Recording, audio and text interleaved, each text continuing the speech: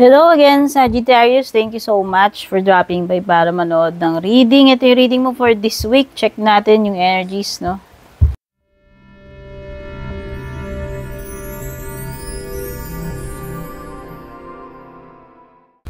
If you're new, don't forget to subscribe, like, follow. Patap na rin po yung bell icon. Yung mga interesado po sa private reading ko, dumiretso po kayo sa aking official FB page. Nilagay ko na po sa description yung pinaka-link. Itatap nyo lang po, babasahin nyo lang po. Okay? So, ano yung overall energy mo for this week, Sagittarius? Meron kang dance. Let your body move. Galaw-galaw. Yun yung sinasabi sa iyo. Okay? Do something that,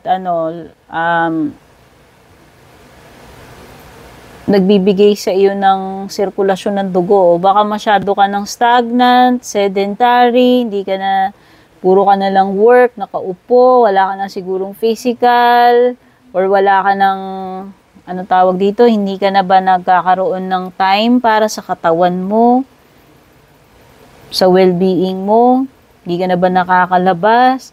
Do something to shift your, mabago yung mga energies mo, mabuhay yung dugo mo. Let your body move. Take action. Okay, kung symbolism, pwede naman take action yan. Kailangan kumilos, kailangan gumalaw.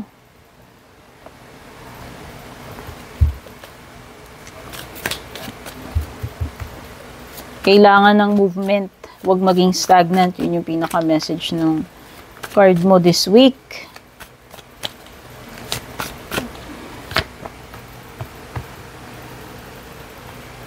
Wow, meron kang pot ng gold rainbow. You also have happening right now. Tapos meron ka ring summer. Uy, mga timing cards to ah.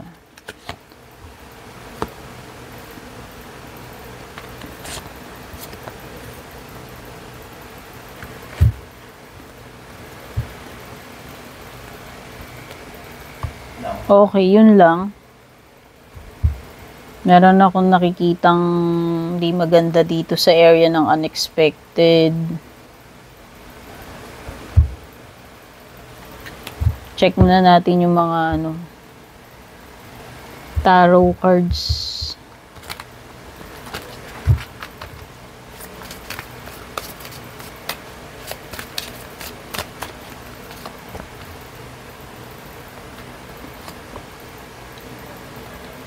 Ace of Wands, Justice card, Nine of Wands, the Fool. Sa bottom ng deck mo, you have the Queen of Swords. Okay, yung mga signs na nasasagap ng cards dito. Meron kang Cancer, Leo, Virgo, Taurus, Libra.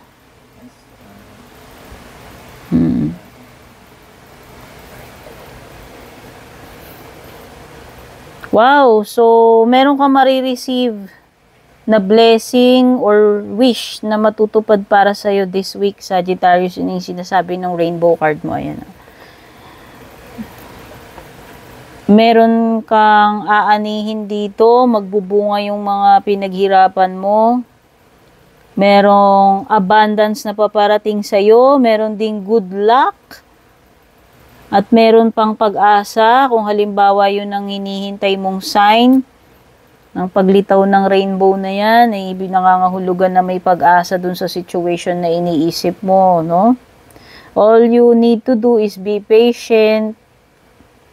Basta, there is abundance, blessing, or wish come true na paparating sa'yo. Nandyan din yung prosperity. Ito yung perfect timing, parang malawil of fortune din pala to.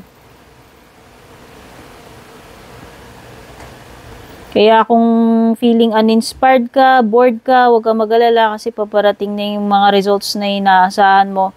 Ito hindi to, ito something to na, pinag-effortan mo talaga. No? Kasi ito ay result ng patience at pagsisikap mo. Okay, siguro baka may konting delay lang, pero huwag ka mag-alala, paparating na yan kasi Ace of Wands mo baliktad. So, Sa tingin ko, na-delay lang ng kaunti. Okay? Pero OTW na yan sa'yo. Pagdating naman sa finances mo, career, or negosyo mo, wow, meron na talaga. It's already manifesting, Sagittarius, kung ano naman tong mga results na hinihintay mo. Ayan, no, Justice card. Paparating na yung good karma, paparating na yung hinihintay mo. At, yes, masusunod kung ano yung papabor sa'yo dito. Okay? Parang malawilog fortune nga. Oh. Kung ano yung deserve mo yan, since nakataas yung justice card, no? Andyan na yung paparating na yung well-deserved mo na yan, kung ano man yan na regarding sa pera, sa career, or sa negosyo mo.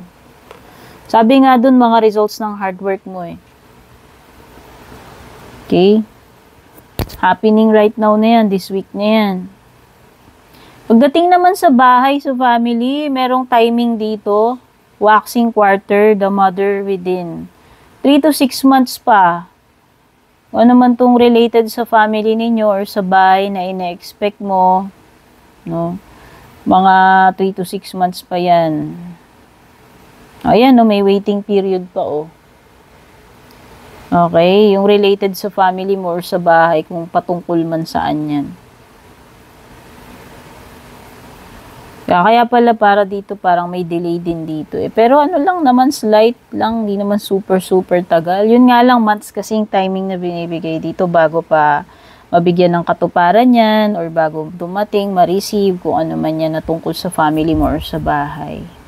Bago pa mangyari. Mga months. So, extend mo yung paghihintay mo, yung patience mo. Yun yung nakikita ko sa 9 of Wands.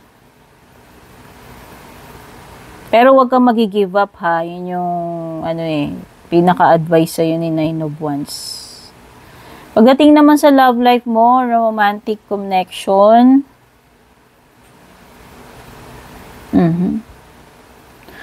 Oy, may mga pinaplano. May mga pinaplano ba siya? Si person o ikaw? Magti-take action to. Pwedeng magre-reach out sa'yo or itutuloy niya yung pinaplano niya tungkol sa inyo. Pero hindi niya sinasabi eh. Meron siyang mga hindi sinasabi sa'yo kung ano yung next move niya. Kailangan marunong kang bumasa or pakiramdaman. So, yun lang. Parang may mga tactics na pinapagana tong person mo, strategy. Kaya dapat alam mo basahin yung mga moves niya or ma-analyze yung moves niya. Or meron ditong person na nagpe-prepare ng counter move. Kumbaga, paano mo kukontrahin yung kalaban mo? Parang gano'n. Counter-attack ba? Kumbaga sa game, parang counter-attack yan. Or sa chess, diba? Okay. It could be... For some of you, pwedeng may mga tactics to or playing games, no? Kaya kailangan alam mo basahin yung mga moves niya, pakiramdaman, no?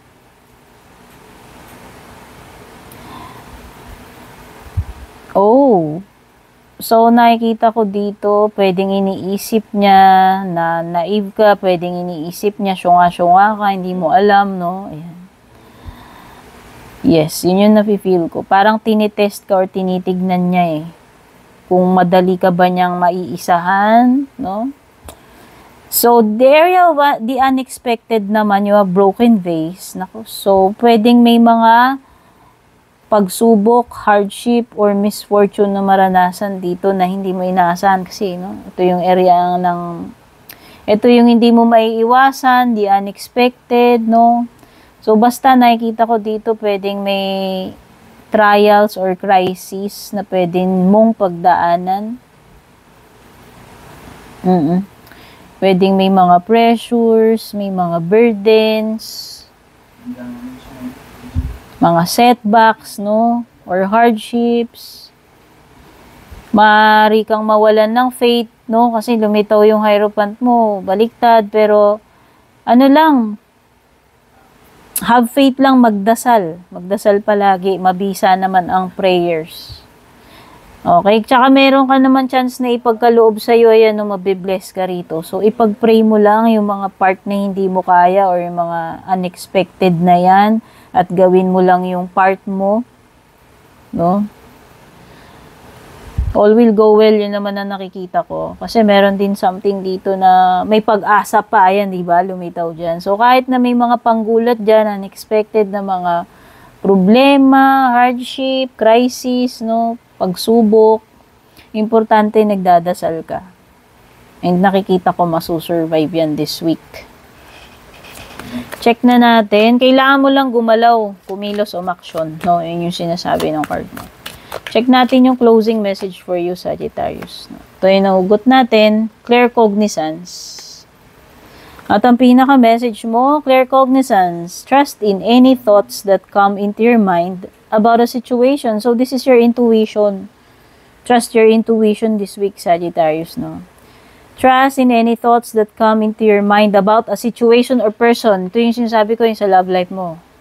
Kanina. Rewind mo na lang yan. This will guide you and give you strength to aid you through times of doubts and worry. Whether itong mga unexpected na paghihirap, crisis, misfortune, o yung about do sa person mo. I-trust mo daw yung intuition mo. At ito yung mag-guide sa'yo during times of doubts and worry. Your clear cognizance will become clearer the more you use it. Trust in this gift. So, meron ka palang gift na clear cognizance kung hindi mo namamalayan. At ang pinaka-affirmation mo, my clear knowing abilities guide me. So, yan yung messages for you, Sagittarius. Sana makatulong sa'yo. Don't forget to comment, pa-share na rin, pa-like. Take care. God bless, Babush.